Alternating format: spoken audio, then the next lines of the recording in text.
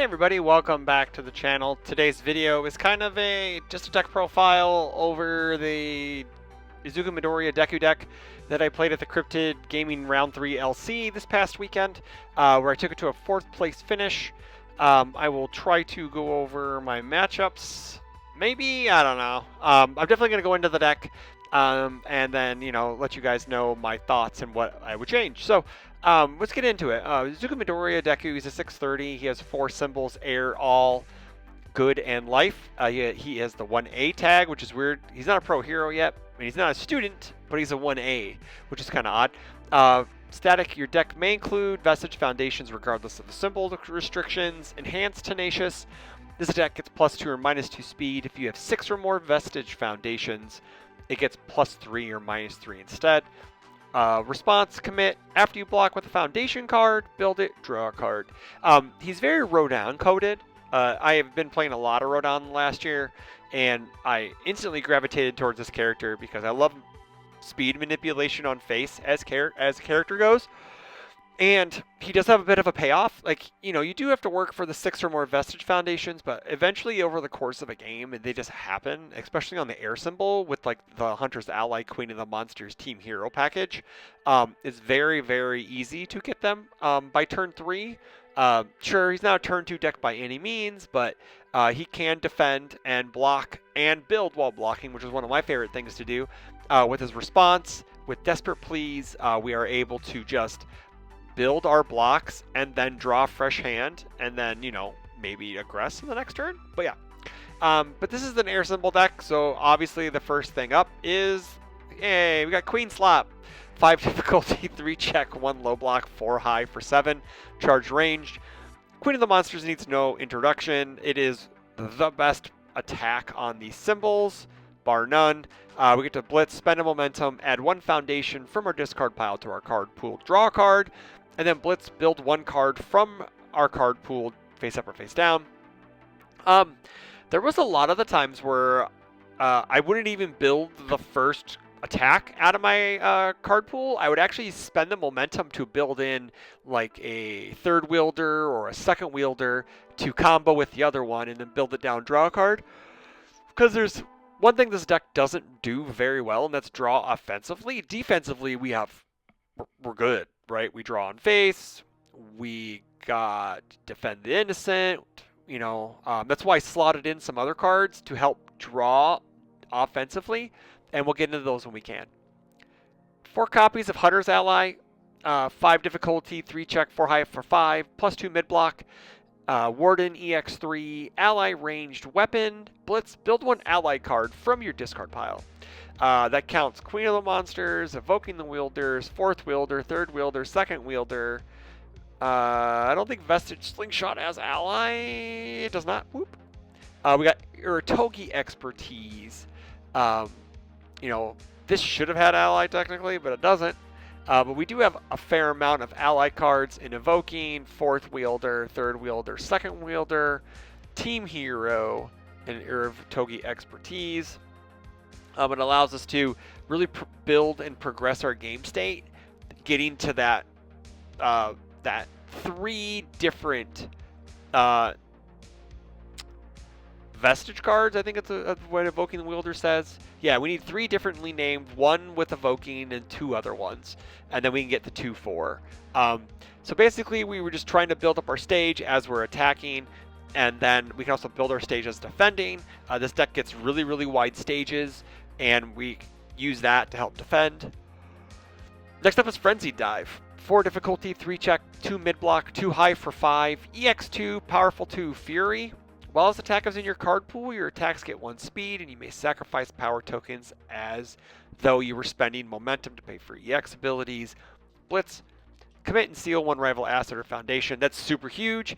We need ways to deal with our rival's board, especially assets, and this allows us to do that. The EX2, powerful 2, that comes in handy in a pinch. There are some, I did have a match this weekend where my rival used a speed ability, a speed decrease ability. I used EX2 to pump it up, and then the powerful 2 to make it lethal. It's just, this card is very sneaky as a 4 diff. It's technically a 3 high for 5 because the static counts for it. which is it's really a 4-diff Kraken, man, and that's what we want. And 3 copies of Walk the Dog, 8 difficulty, 3 check, 2 low block, 6 low 6, powerful 3, range, stun 1, weapon, static. It gets easier the more committed your rival has. And then enhanced, draw a card for each copy of Walk the Dog in your card pool. Sometimes that worked out. There was a lot of the times in my matchups where I would just review this early because my rivals either didn't have enough foundations or they weren't committing things, or they had nothing committed, so I would just pitch it. There's no point to hold on to it. But late game, this card's very, very good. It wears 2/4 very well, and we just kill people with this card. It's just basically why it's there. Invisible Infiltration, 4 difficulty, 3 check, 3 low for 5, +2 mid block. Enhanced, this attack gets +1 damage for every 4 foundations in your rival stage. Normally it's only like 2, because no one really goes into deadlock. And enhance, remove 1 foundation from either player's stage. After this attack resolves, the owner of the removed foundation builds it from the removed from game pile face up. This allows us to refresh third wielders, second wielders. Evoking the wielders is the biggest target. And it allows us just to progress our damage. Being able to use Midoriya speed on this, get damage from its own effect, and then using evoking wielders, making like a 9 low for 9 or 9 low 10 or whatever. Puts people on notice real fast, because if you're able to chain invisibles, you're doing 9 damage a clip. Only 3, more often than not, on average, 3 of them are just going to kill your rival. And then 2 Electric Moth. Like, this probably could be 2 of any other move. It was fine. 4 difficulty, 3 check, 3 high for 4, 2 mid block, charge ranged. Enhanced, discard 1 card, draw 2 cards. If your rival has 10 or more foundations, draw 3 cards instead. Giant enhanced doesn't matter. This card was fine when we needed it. It's just a really good cycle. We needed more offensive draw on the deck. And before I added Fearsome Transformations before the event, the night before, this is really the only offensive draw outside of Iritogi expertise. So it was very, very fine. Like, its stats are kind of poo-poo. They kind of poo-poo. They kind of poop in a way. They kind of stink. A 3 high for 4 doesn't really do a whole lot. Sure, 5 high for 4. If we want to evoking, add 4 damage to it, sure. I mean, it's fine. I mean, it's just not. It's just there to progress our hand, to plus on card draw.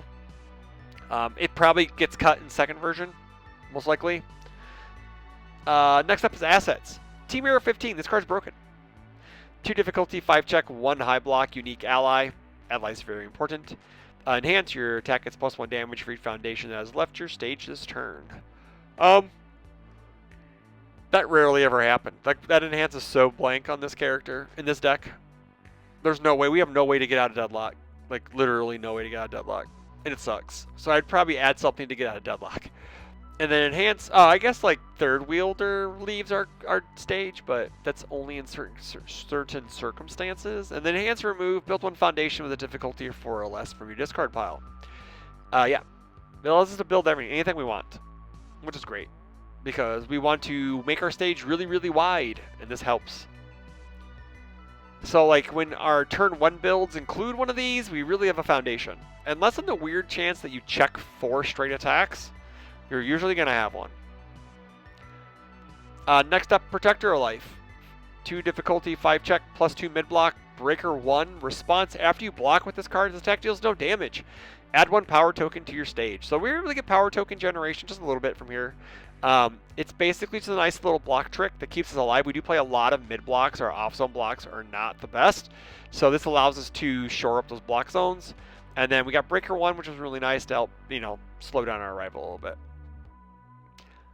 In a late edition, 2 days out from the event, I added 2 copies of Wielding for One for All. 1 difficulty, 5 check, 3 mid block. Vestige, form, remove, unflip 1 foundation in your stage. If that card has Vestige, draw a card. I never did that. I use the other ability. Enhance, remove, choose X options. X equals half of the number differently named Vestige cards in your stage. Round it down. You may choose the same option multiple times. Your attack +3 speed, your attack gets +3 damage, and draw a card. Yeah. So like if you had Evoking, fourth wielder, third wielder, second wielder, and Vestige Slingshot, that would be 1, 2, 3, 4, 5. So you would have 5, so you would be able to choose 2 options. And usually you would just draw a card twice. For me, I use the draw card twice much more than anything else, because a lot of the times I just need more cards in my hand. Yep. Next up, and Foundations. This is the Vestige package outside of Vestige Slingshot down here. Evoking the Wielders, 2/5 +1 mid-block, ally Vestige, enhance commit. If there are at least 3 differently named Vestige Foundations in your stage, your attack gets +2 speed and +4 damage. This just allowed us to just slap numbers. We were able to just yeet people into the sky with this card. 2/4 adds up, especially when your moves are 5 to 7 damage.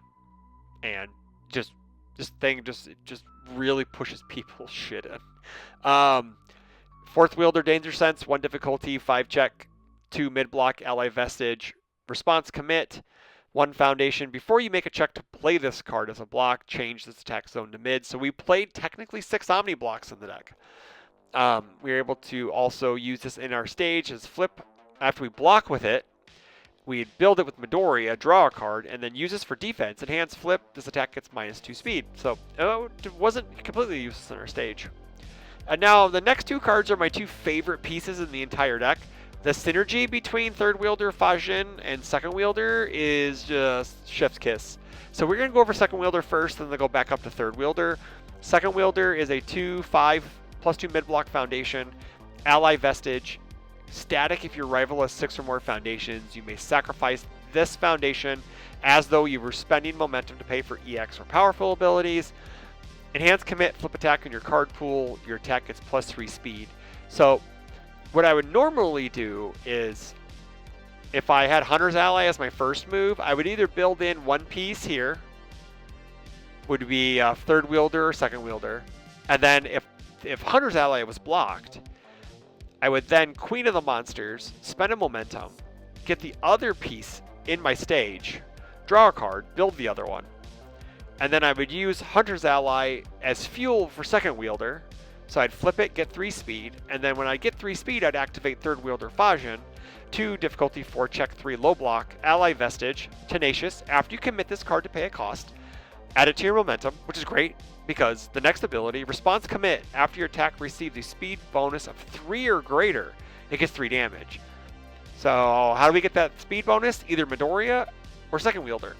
We flip the attack that was blocked, use it as fuel for third wielder to put 3 damage and get a momentum. So we could chain certain abilities, get more momentum for powerful, X, Y, and Z. So it was a really neat, gameplay loop to get this online. It was one of my favorite parts of the deck.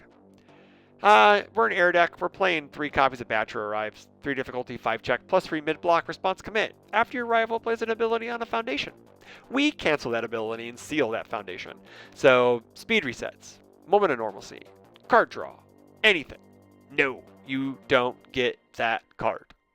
Ever.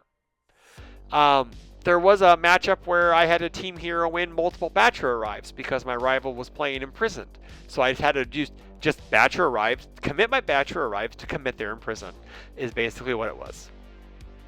2 copies of Substitute Member, 2 difficulty, 5 check, +3 high block. Enhance flip, changes the attack speed to 3. Yeah, man, Massive Mutant Machine's a thing.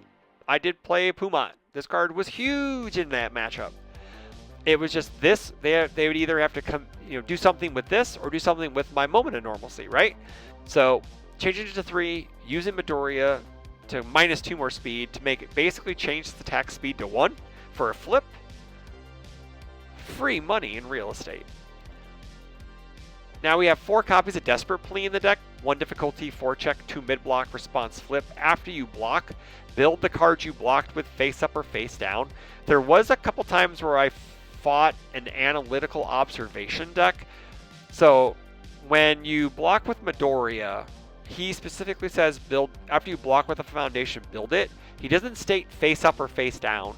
So if your rival, if you blocked with a Vestige card, your rival could technically flip it, with Analytical and then you build the face down card, Desperate Plea allows you to keep it face up if they have an Analytical. So you can say, well, I'm going to build it with Desperate Plea, and then they try to Analytical you. It doesn't work because you can build it face up. 4 copies of Vestige Slingshot, 1 difficulty, 5 check, +2 high block, Vestige obviously. Response commit, after this attack receives a speed penalty. Your next attack gets +3 speed. Oh, that works on like reversals. That's kind of neat. Sorry. Response commit, after this attack receives a speed bonus. Your rival's next attack gets -3 speed. This card was money all day. People were hating on speed. This gave me more speed later. Or if my rival did, hey man, I'm going to give this move speed. I'm gonna block your next one, dude, because it's going to get -3 speed and then -2 to 3 speed from Midoriya. It is dead in the water. You better kill me with this guy. So this card was very good, very money all day. 1 copy of Defend the Innocent. I had 3 copies in here, but I took 2 of them out for Fearsome Transformation because I wanted more offensive draw on the deck. And it actually, this as a 1-of was pretty okay. 2 difficulty, 5 check, +2 high block. Response commit, after you block, draw 1 card. So with Midoriya, we block a foundation. So say we use this, we block with Midoriya, we could build it. Or if we build another foundation, we get to draw a card with Midoriya and draw a card with the Defend the Innocent. So we're plussing on defense. The only problem is it's on defense. And we kind of want offensive card draw, so that's why I cut this down to 2. It probably gets cut completely for a 3rd Fearsome Transformation, in my opinion. 2 copies of Moment of Normalcy, 2 difficulty, 5 check, +3 high block. Unique? Yeah, man, it's Moment of Normalcy. Y'all know what it does. Now, 1 copy of the Prowess of the Swordway Core. 2/5, +3 mid block. Enhance commit. Your weapon attacks get +1 speed for the rest of the turn. Yeah, man, we play 1 weapon move. No, we play 2 weapon moves.